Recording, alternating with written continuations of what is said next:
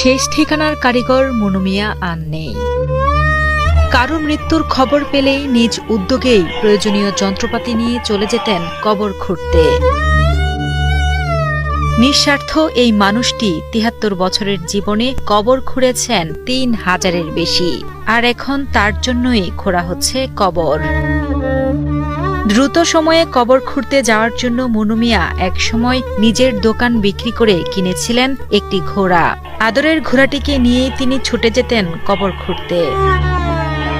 তবে কিছুদিন আগে মনু মিয়া অসুস্থ হয়ে হাসপাতালে ভর্তি হলে সেই সুযোগে দুর্বৃত্তরা তার বহু বছরের সঙ্গী প্রিয় ঘোড়াটিকে নির্মমভাবে হত্যা করে।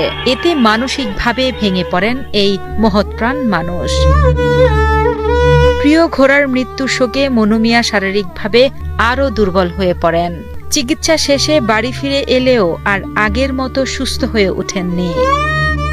২৮ জুন সকালে জেলার ইটনা উপজেলার জয়সিদ্ধি ইউনিয়নের আগলাপাড়া গ্রামের নিজ বাড়িতে শেষ নিঃশ্বাস ত্যাগ করেন নিঃস্বার্থভাবে ৩,০৫৭টি কবর খোঁড়া শেষ ঠিকানার কারিগর খ্যাত মনু মিয়া। তার মৃত্যুতে পুরো এলাকায় নেমে এসেছে শোকের ছায়া।